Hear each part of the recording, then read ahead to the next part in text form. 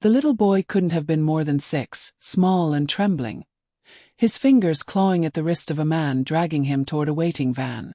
People around them barely looked up. Just another tantrum in the park, another kid refusing to go home. But I heard him. A thin, terrified whisper. Aiuto. Non conosco questi uomini. Oh. I don't know these men. The words froze me mid-step. Italian. Desperate. Well. Before I even realized I'd moved, I was already walking toward them, lunch forgotten, heart pounding in my throat. Hi Piccolo, I called softly, switching to Italian. Corri de me. Run to me. His head snapped up. Relief exploded across his face. He tore free, sprinting straight into my arms so hard I staggered back. I wrapped my body around his small frame on instinct, shielding him as the two men cursed and advanced. Sure you're okay, I whispered, even though I wasn't sure either of us was. Hush rolled across the park. Heavy footsteps. Multiple. Dozens. I looked up, and everything inside me went cold. A wall of black-suited men was cutting through the grass with terrifying precision, like a military unit descending on a target. At their center walked a man who seemed carved from storm clouds and authority, tattoos peeking from his cuffs, jaw locked, eyes burning with something lethal. He didn't look like law enforcement. He looked like power wearing a suit. The child in my arms, Adrian, twisted, saw him and clung to me harder instead of running to him. The man stopped in front of us, gaze dropping to his son first, then to me. Something sharp flickered in his eyes. Something like shock. Something like calculation. His voice was low enough that only his men and I heard it. Protect her at all costs. The men moved instantly, forming a perimeter around me so tight and efficient it made my breath catch. I should have run. I should have handed Adrian over and disappeared into the crowd. But Adrian wouldn't let go. And Lucas Chapman, the name whispered through half the city with fear, was staring at me like I just altered the course of his world. For a moment no one spoke. Adrian buried his face in my shoulder. Lucas's jaw clenched. And I felt the air around us shift, like whatever life I'd had before this moment had already started slipping away. I stepped back, finally coaxing Adrian toward him. Lucas lifted his son with surprising gentleness, murmuring something in Italian that made the boy relax. But Lucas's eyes never left me. Dark, intense, memorizing. I turned, ready to walk away and reclaim the normal afternoon I'd been having 20 minutes earlier. I didn't get far. Engines rumbled. Black SUVs rolled up to the edges of the park. The doors didn't open. No one stepped out. They just watched me. A warning. Message. Promise. By the time I reached the street, my pulse was a drumline, my hands shaking. I tried to breathe. I tried to convince myself it was over. It wasn't. One SUV idled by the curb. Another crawled slowly behind me as I crossed the street. Third turned down the block the moment I did. I didn't want to look back. I did anyway. A man stepped out of the nearest SUV. Not threatening, not rushing. Just standing there like a shadow waiting for my next move. Eyes met. He nodded once, a silent acknowledgement. See you. We're not leaving. I hurried home, fumbling with my keys, locking my door behind me as if that thin wood could keep out the world I'd just stepped into. My phone buzzed in my shaking hand. A text from an unknown number. Mr. Chapman would like to speak with you. And that was the moment I realized. Saving that boy wasn't the end of something. It was the beginning. Ava didn't breathe until her apartment door clicked shut behind her. Even then, the air felt too thin, too sharp, like the night had followed her inside. She dropped her keys, hands trembling. The elevator ride up had been a blur. Her reflection in the metal walls looked like a stranger, pale and wide-eyed, replaying the same moment over and over. Lucas Chapman looked at her like he knew her. She rubbed her arms, trying to shake off the chill clinging to her skin. But when she crossed to the window facing the street, her heart stopped. An SUV sat directly across from her building. Black. Unmoving. Lights off. Engine humming. She stepped back from the glass, until another SUV eased up behind the first. And then a third. Ava's breath fractured. No. No, this isn't real. 3 identical SUVs. All idling. All pointed at her building. Her mind flashed back to the sample she'd read for her script. The paranoia beat, the feeling of being watched, hunted. She had written it. She hadn't planned to live it. She grabbed her phone with shaking fingers and dialed the first person her panic could reach. Come on, pick up, come on. Hello. A groggy voice answered. Maya, she gasped. I think someone's following me. What? Ava, slow down. She moved back toward the window despite every instinct screaming not to. There are cars outside. 3. Black SUVs. I didn't notice them until I got inside, but I swear they were behind me earlier. Not close, but tracking me. Ava, that sounds. I know how it sounds, she whispered, throat tight. But they're right there. Did you get a plate number? Ava laughed, a broken, hysterical sound. They're tinted like a presidential convoy. I can't even see inside. Maya went silent for a second. Where did you say you went tonight? Ava closed her eyes. She hadn't told anyone. Not even Maya. A cold prickle crawled down her spine. That warehouse thing, Ava whispered. The meeting my boss sent me to. The research assignment. You mean the underground auction? Don't call it that, Ava whispered. Please. Just stay on the phone with me, okay? I don't. Movement. One of the SUV doors opened. A man stepped out. Broad-shouldered. Dressed in all black. He didn't speak. He didn't move closer. He just looked up, right at her window. And nodded.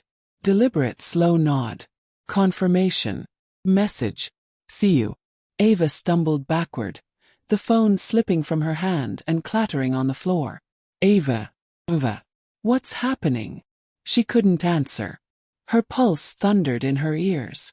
The room felt like it tilted. She slammed the curtains shut and pressed her back against the wall, breathing like every inhale hurt. She needed to call the police. But what would she even say? Hi, 3 shadow government SUVs are silently nodding at me from the street.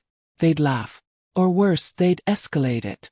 She paced, hands in her hair, mind splitting into frantic possibilities. Call 911. Call Maya back. Call her boss. Run. Hide. Move. Scream. Every option felt useless. A sudden knock froze her mid-step. 3 sharp taps. Her blood turned to ice. She didn't move. The knock came again, slower this time. Heavier. She pressed a shaking hand to her mouth. What if Lucas had followed her? What if he wanted answers? What if the nod wasn't a message? It was a countdown. Her legs barely held her as she crept toward the door. Don't open it, she whispered to herself. Don't be stupid. Don't. Another knock. Right against the wood. The sound vibrated through her bones. She forced herself onto her toes, peeking through the peephole. She expected Lucas. But the man outside wasn't him. He was older, rougher, dressed in a tailored coat that didn't match the weather. His expression was stone, hard, unreadable. When he looked directly at the peephole, as if he felt her eye on him, Ava jerked back. A calm voice spoke through the door, low and certain. Miss Avery. Mr. Chapman would like a word. Ava clutched her chest, breath choking out. Not a threat. Summons. The ride to Lucas Chapman's skyscraper didn't feel like a drive. It felt like being transported into someone else's life. The city blurred past Ava's window in streaks of light and noise, but inside the SUV everything was silent, temperature-controlled, and terrifyingly calm. The man who had knocked on her door, silent expression carved from granite, sat across from her. He hadn't spoken since she'd been escorted downstairs. He hadn't needed to. His presence alone said don't run, don't scream, don't try anything. When the SUV pulled into a private underground entrance, her stomach dropped. A steel door rolled open. A world swallowed her. She followed the lieutenant through polished marble halls lined with modern art that probably cost more than her yearly rent. Everything smelled like cedar and money.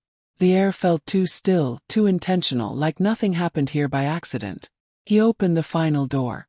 "Mr. Chapman will see you now." Ava stepped inside.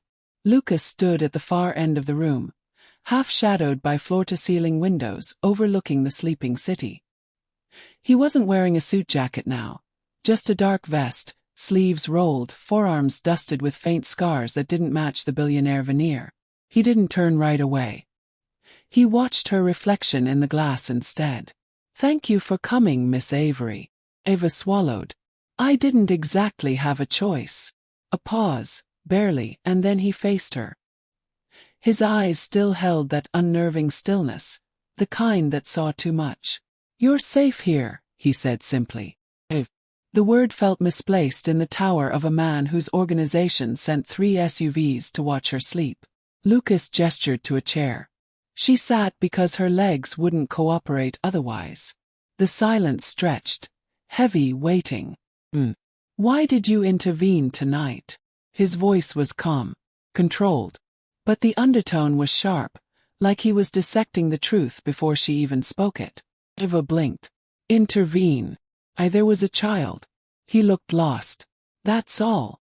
Lucas studied her, unmoving, like he was comparing her words to something deeper. "You spoke to him in Italian," he said quietly. "Most people wouldn't have known how." She stiffened. "I studied abroad. It wasn't some plan. I just helped him calm down." Lucas took a slow breath, almost imperceptibly relieved. Then he said it. "Adrian is my son." The words hit the room like a dropped weight. Ava leaned forward. "Your son." "He doesn't speak to strangers," Lucas continued.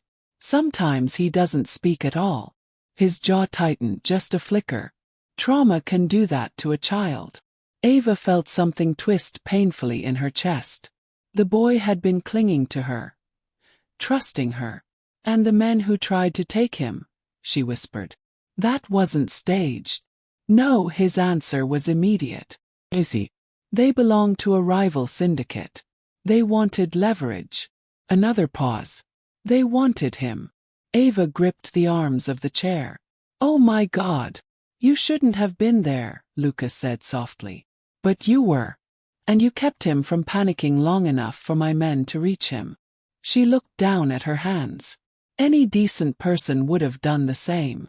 He didn't respond. Because they both knew that wasn't true. Before she could say anything else, the side door opened, and Adrian slipped in, small and cautious, clutching a stuffed wolf. His eyes lit up. "Ava." The word was gentle, clear. Lucas froze. Ava's breath hitched. "Hi, sweetheart." Adrian crossed the room in quick, small steps, straight to her. He tugged on her sleeve, whispering in Italian about the scary men and the big cars, and how he wasn't afraid when she talked to him. Full sentence. More than one. Lucas's mask cracked, not fully, but enough for Ava to glimpse the man under the empire. His throat worked once. His grip tightened on the back of the chair beside him. "He hasn't spoken that many words in months," he said quietly, almost to himself. Ava brushed Adrian's hair off his forehead, instinctively soothing him. That was when Lucas approached. Not threatening, not imposing, just deliberate. "Ava," he said, her name gentler this time. "I have a proposal." Her heart sank. "I don't think I want. You would become Adrian's Italian tutor." He held her gaze. A constant presence. Someone he clearly responds to. "I can't," she said immediately. "I have a job, life. And this is way too much." The salary would reflect the unusual circumstances. He slid a sleek card across the table. Ava glanced at the number. Her pulse stopped. "That's not a salary," she whispered. "That's illegal." Lucas didn't smile. "It's appropriate. You'd work closely with Adrian. Only him." Ava stood. "I'm sorry. I can't step into your world. I'm not whatever you think I am." "I don't think you are anything," Lucas said, and there was something new in his voice. No command. Concern. But I do know this. You helped Adrian tonight. You spoke to him when no one else could. He stepped closer, lowering his voice. And because of that, they saw you. Ava's stomach flipped. What are you saying?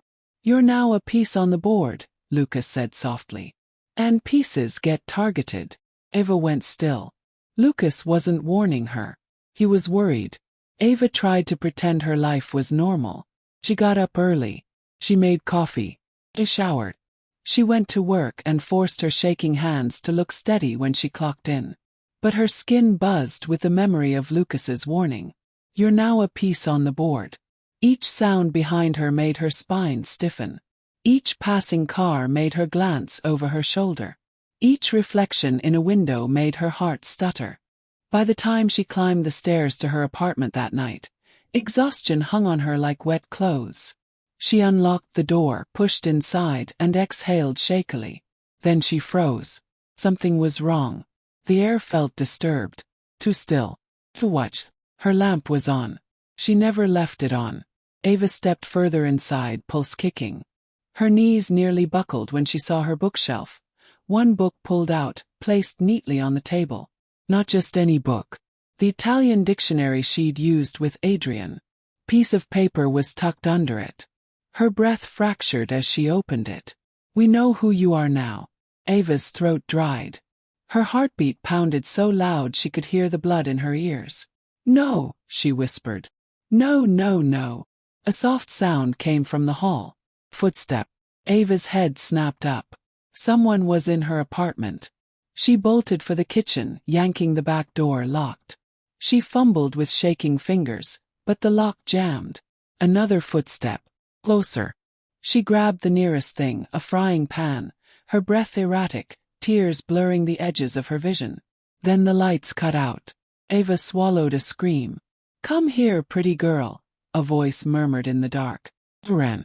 She didn't think, she just sprinted down the hall toward the front door, slamming her shoulder into it, wrenching it open. Arms caught her mid-stride. A gloved hand clamped over her mouth. She kicked, twisted, clawed at skin, anything. She's got fight, one of the men grunted, dragging her toward the stairwell. A black SUV screeched up outside, tires burning rubber on asphalt. But not one of Lucas's. Not safe. Not help. Her pulse exploded into panic. A bag was thrown over her head. Hands tightening. Bang. Heavy thud. Strangled curse. The arms holding her went slack. Ava collapsed onto the concrete, gasping, clawing the bag off her head just in time to see shadows descending the stairwell. Fast. Silent. Deadly. Lucas's men. The fight was brutal and swift. No wasted movement, no hesitation. One grabbed Ava, pulling her behind him as another disarmed the nearest attacker with a crack of bone. Someone screamed. A gun skittered across the floor. The corridor echoed with the violence of men who'd been trained for war. Ava pressed against the wall, shaking so hard her teeth clicked.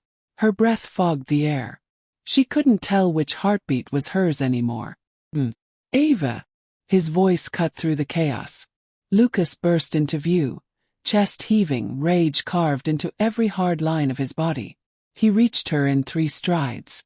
And before she could speak, before she could collapse, his hands were on her face, warm, steady, anchoring her back into her body. Are you hurt? His voice was low, shaking with something dangerously close to fear. Ava couldn't form words. She just stared at him, trembling. His jaw clenched. His eyes flicked over her, checking, searching, obsessively making sure she was whole. Then he exhaled, almost breaking. That's it, he said softly but with steel underneath. Enough. She shook her head. Lucas, I didn't. He pulled her close, forehead brushing hers. Not intimate, not romantic, just human. Just a man who had nearly lost something he hadn't realized mattered. You're coming with me, he said, voice rough. This is no longer a request. The hallway lights flickered back on, revealing unconscious men, blood on the concrete, guns on the floor, and Lucas's sworn fury standing between her and death. Ava swallowed. Because deep down she knew. This wasn't the end of the danger. It was the beginning. The ride to Lucas's estate felt like being smuggled out of her own life. Ava sat in the back of the armored SUV, wrapped in a blanket someone had draped over her shoulders, listening to the hum of engines and the clipped radio chatter of men whose voices carried no fear at all. She, on the other hand, hadn't stopped trembling. Lucas stayed beside her the entire drive. He didn't speak. He didn't touch her. But his presence filled the car like a force field. Protective, coiled, dangerous. When the gates opened, Ava understood immediately. This wasn't a house. This was a fortress. High walls.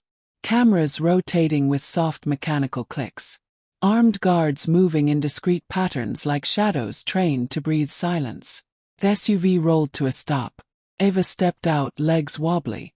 Her sneakers touched smooth stones, too clean, too cold. "This is temporary," Lucas said, standing beside her. "Until I eliminate the threat." The way he said eliminate sent a shiver down her spine. Men in black suits moved around them with controlled precision. Every door scanned, every blind spot accounted for. Her apartment, her old life. It all felt like a dream compared to this. A small voice broke through the tension. "Ava!" She looked up. Adrian stood on the steps, clutching his stuffed wolf, eyes wide and hopeful. The moment he saw her, he launched himself forward. Ava barely had time to brace before he wrapped his arms around her waist and buried his face against her stomach. Something inside her softened and melted at once. "Hey, sweetheart," she whispered, smoothing his hair. "I'm okay." Lucas watched, silently, as if memorizing the sight. A guard approached. "Sir, her room is prepared." Ava blinked. "My room." Lucas nodded once. "You'll stay in the East Wing." Safer. Closer to Adrian. Her pulse jumped. "Lucas, I can't live here." "I'm not." He stepped closer, voice low. "Someone broke into your home tonight. They tried to take you. They'll try again." His eyes locked onto hers, steady, fierce. "And I will not give them another chance." Ava looked away because looking at him made something unfamiliar press against her ribs. Adrian took her hand, tugging gently. "Come see my room." Ava nodded, letting him lead her down the hall. The estate interior was warm, almost surprisingly so. Mahogany floors, soft lighting, woven rugs, walls adorned with old-world paintings. The contrast between luxury and tension made Ava feel suspended between two worlds. Adrian chatted softly in Italian. Simple words, but words nonetheless, showing her his toys, his books, the corner where he liked to draw. She knelt beside him and listened, encouraging every syllable. After nearly 20 minutes, Adrian stopped talking mid-sentence and glanced toward the doorway. Ava followed his gaze. Lucas stood there, watching them. Not intruding, just watching. The expression on his face wasn't cold or calculating, or the quiet menace she'd come to expect. He looked softened, almost vulnerable, like someone seeing something they weren't sure they deserved. Ava's heart stuttered. She turned back to Adrian, ruffling his hair. "Time for bed, kiddo." Adrian shook his head violently and clung to her arm. "No," he whispered. "Stay." Ava blinked. "Adrian, I'm not going far." "No," he tugged harder. "Stay with me." Lucas exhaled quietly behind her, a sound like defeat wrapped in tenderness. "He hasn't asked anyone to stay since his mother died," Lucas murmured. The room went still. Ava looked at Adrian, this small boy who clung to her like she was the only thing anchoring him. Then she looked at Lucas. His guard was down, just for a heartbeat. She saw the tiredness in his eyes, the fear he refused to name, the weight of years held in rigid control. And she realized, he wasn't just worried about the threat outside. He was terrified of what was happening inside these walls. Ava tucked Adrian into bed with soft Italian murmurs. She stayed until his breathing slowed and evened. When she finally rose, she turned to leave. Lucas was still there, in the doorway, watching her with a quiet intensity that made her heartbeat tilt. "You're good with him," he said, voice low. "I'm not doing anything special." "You are." His gaze held hers. "More than you know." Ava's breath caught, not because of the words, but because of the way he said them. Quiet, certain, unfiltered. For a moment neither of them looked away. Then Ava stepped past him, pulse unsteady, and made her way to the room prepared for her. She could feel Lucas's eyes following her. Not as a threat, not as a captor, but as a man who didn't know how to stop caring now that he'd started. Night settled over the compound like a velvet curtain, soft on the surface, hiding sharp things underneath.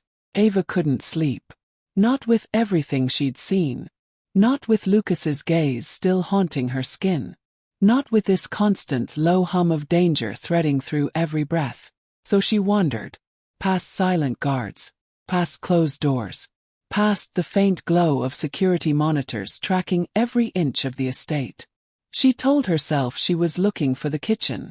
But that wasn't the truth. She was looking for answers. She found herself standing before a door slightly ajar, faint light glimmering through the crack. Curiosity tugged. She pushed it open a little more, and froze. It wasn't a room. It was a study. Walls lined with shelves. A massive desk scattered with files, photographs, hand-scribbled notes. Screens showing live feeds of the estate. And tucked into the far corner, a memorial, candle, a framed photograph, a vase of white lilies. Fresh, placed recently. A woman's face smiled from the picture. Warm eyes, dark hair, delicate features. Adrian's eyes. Ava's breath tightened. She stepped closer, drawn in despite every instinct screaming to leave. The woman wore a simple gold necklace, one Ava had seen Adrian clutch in a photo he kept by his bed. Her name was Elena. Ava jolted. Lucas stood in the doorway. He wasn't wearing a suit. Just a dark shirt, sleeves pushed back, hair slightly mussed as if he'd been running a hand through it one too many times. His eyes weren't cold now. They were tired. Suppose. A man without his armor. "I didn't mean to intrude," Ava whispered. "You're not," Lucas said quietly. "If you were anyone else, I wouldn't have let you pass the gates. If you were a threat, you'd never have made it this far." He walked into the room, passing her, stopping in front of the photograph. His fingers brushed the frame, gentle in a way Ava wasn't sure he was capable of. "Elena hated this house," he said. "She said it was too big, too empty, too cold. I built it to protect her." He swallowed. "It failed." Ava stared at him. She'd known there was darkness here. But grief, real grief, felt heavier than any criminal label. How did she? Ava hesitated. Lucas didn't look at her. "The same men who tried to take Adrian," he said. "The same syndicate." A whisper of rage surfaced in his voice, controlled but poisonous. "They wanted leverage back then too. I was running legitimate businesses, trying to stay clean. They didn't like that." His jaw tightened. "They needed to break me." Ava's stomach twisted. "Lucas." He turned, finally meeting her eyes. "They targeted Elena because she was gentle. Beep. Because she was everything I wasn't." Ava stepped closer without thinking. "You weren't always this," Lucas finished. "A criminal. A kingpin. The man people cross the street to avoid." He gave a humorless laugh. "No. I was just a man who loved his wife. A man who believed the world could be civilized if you played by the rules." "What changed?" Ava whispered. His eyes darkened. "Adrian," he said. He saw part of it. He heard the rest. A dread-laced chill crawled through Ava's chest. "You mean?" She couldn't finish. Lucas nodded once.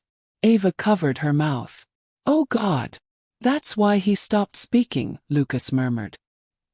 He didn't trust the world anymore. Didn't trust anyone.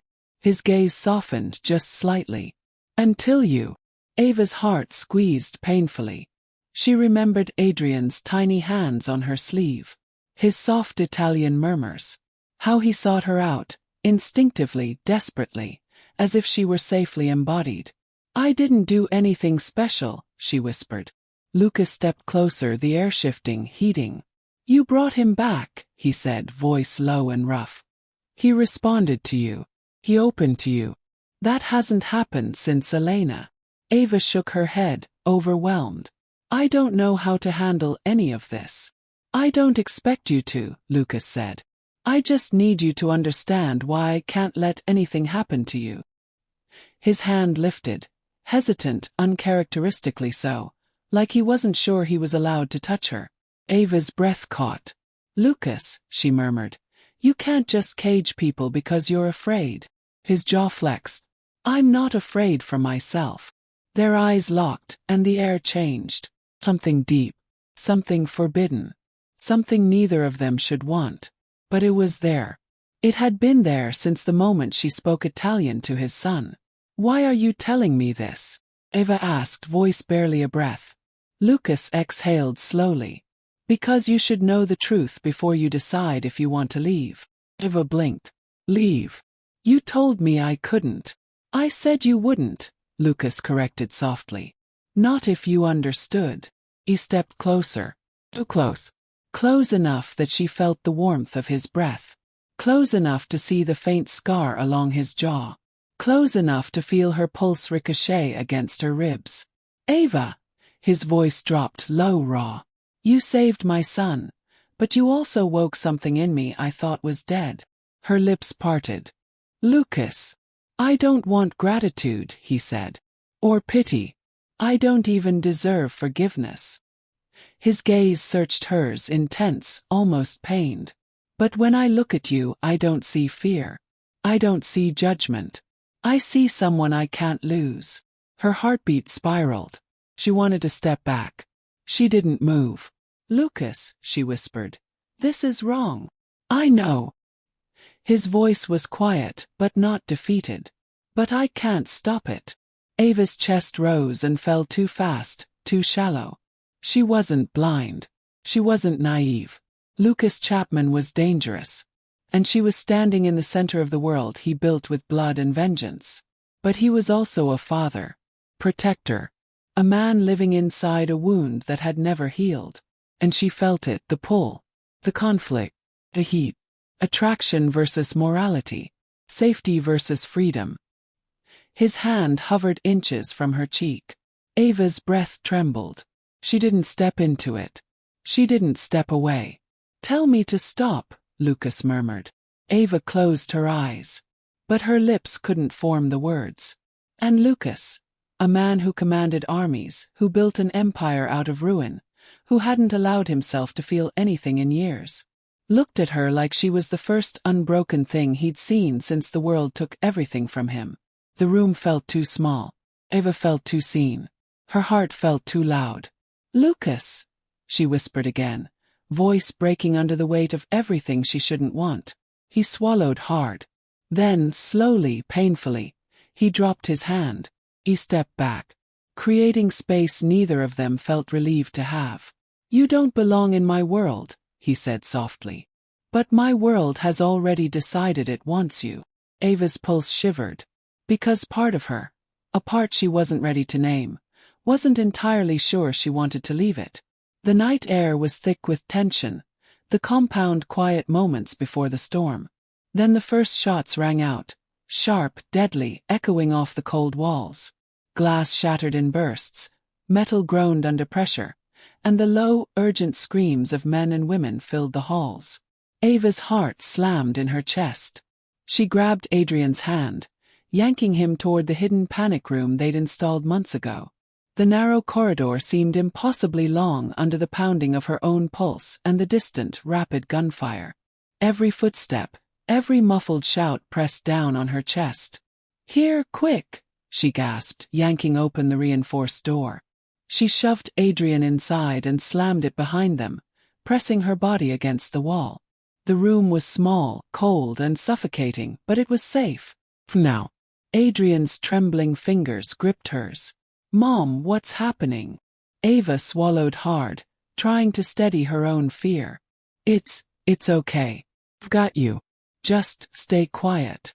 The sounds of chaos grew louder, closer. Heavy boots pounded the hallways.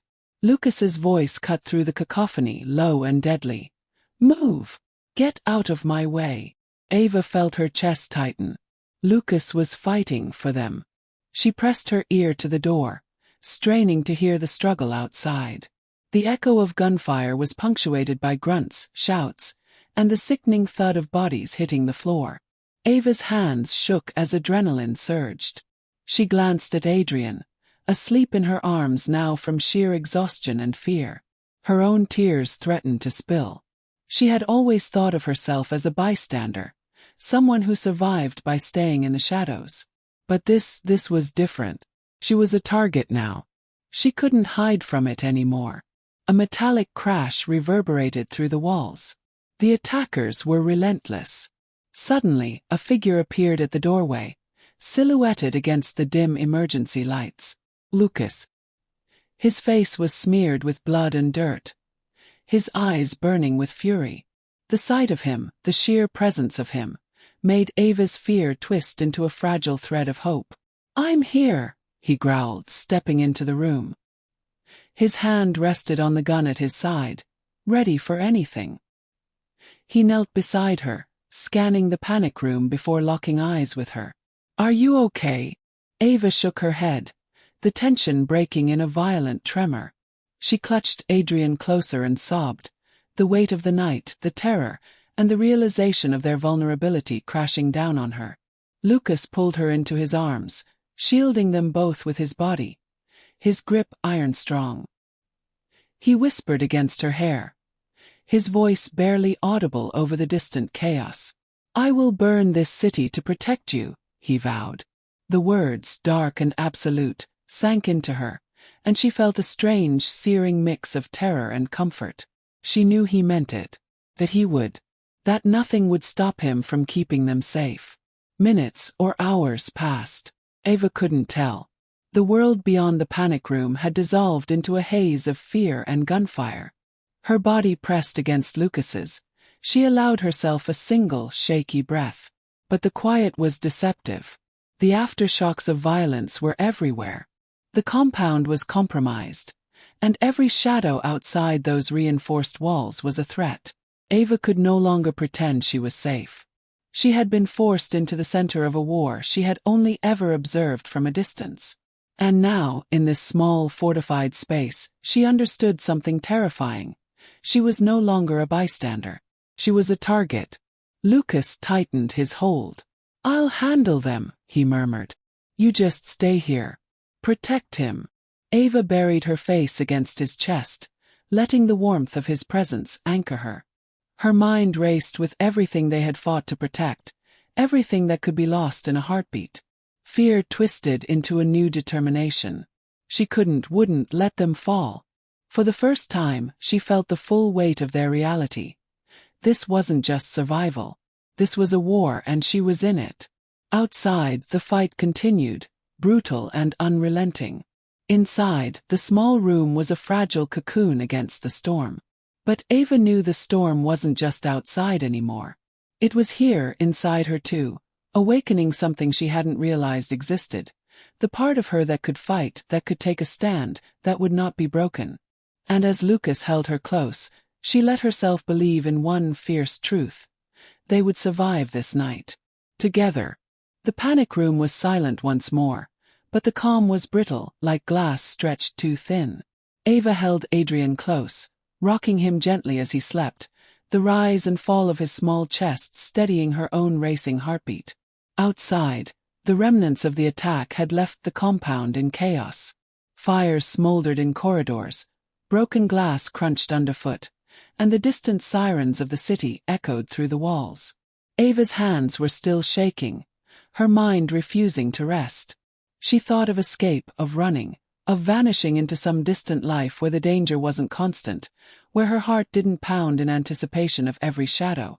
But then she looked at Adrian, asleep and trusting, and she knew she couldn't leave him, not ever. And Lucas. Her chest tightened at the thought of him, bloodied, fearless, burning with the fire of vengeance. She could not turn away, could not let him face the storm alone.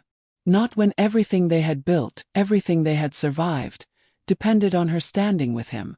"I'm not leaving," she whispered, more to herself than anyone else. "Not for Adrian. Not for Lucas. Not for me. I'm staying." A determination settled over her. Quiet but unbreakable. She would not be a bystander again. She would fight. The night erupted again, though this time on a different front. Lucas had already moved. His enemies never expecting the ferocity of his retaliation. Explosions shattered the dark, gunfire cut through the chaos, and the city streets became a battlefield. Ava watched from the rooftop of the compound, clutching Adrian tightly against her chest, her stomach twisting with fear and exhilaration. Lucas moved like a force of nature, ruthless, precise, unstoppable.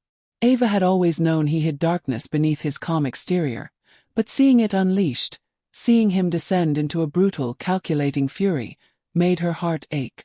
He was dangerous, terrifying, and wholly committed to protecting them. She understood in that moment the depth of the man she loved, the lengths he would go to, the lines he would cross.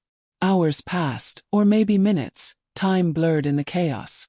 Then, finally, a figure emerged from the smoke and wreckage. Lucas. Bloodied, bruised, but alive. He moved with the confidence of a man who had faced death and won, and when he saw Ava, a slow, weary smile tugged at his lips.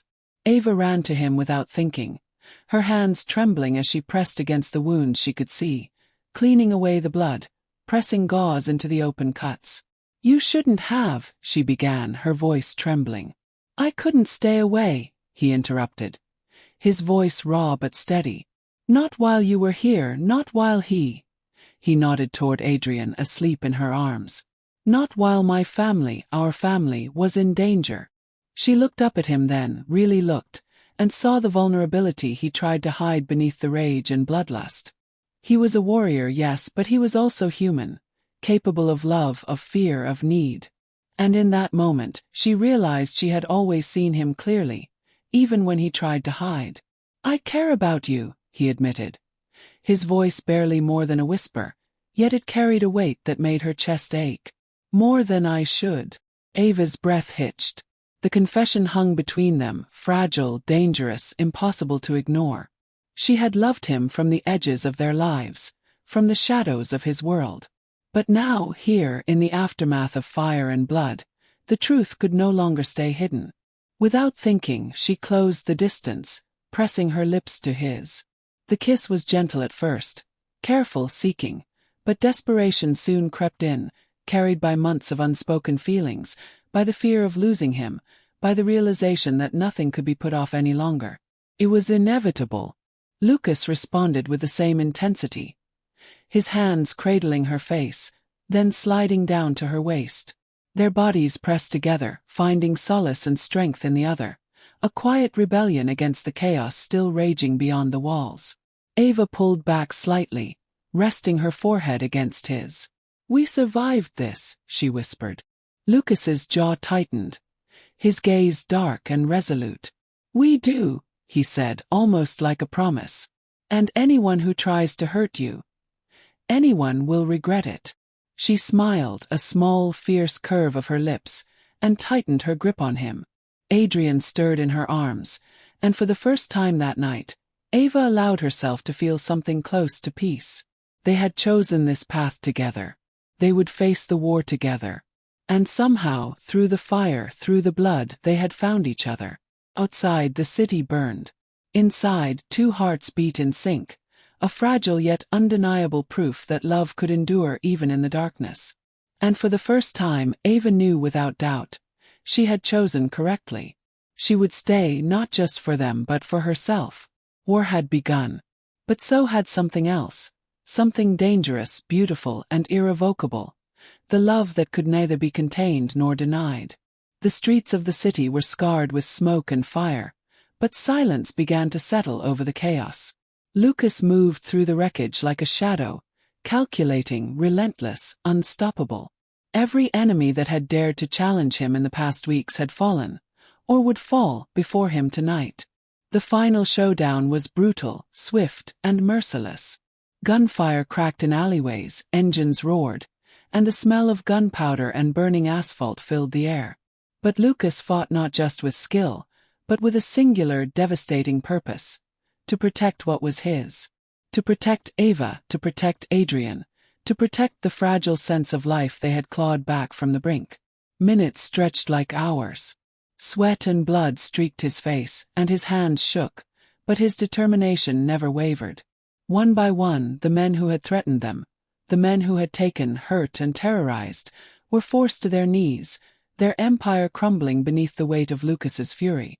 When the last enemy fell, silence finally reclaimed the city streets. The fires burned low, the echo of destruction faded, and the air seemed to exhale, as if the city itself had been holding its breath through the storm.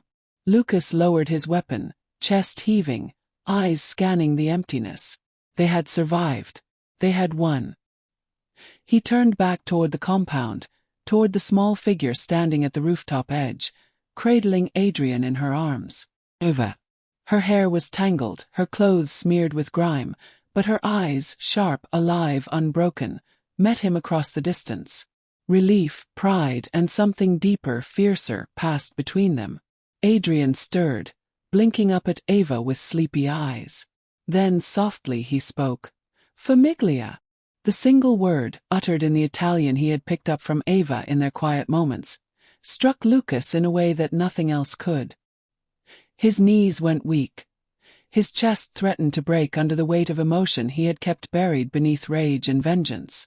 Ava stepped forward, smiling through the exhaustion, and Lucas closed the distance between them in a few long strides.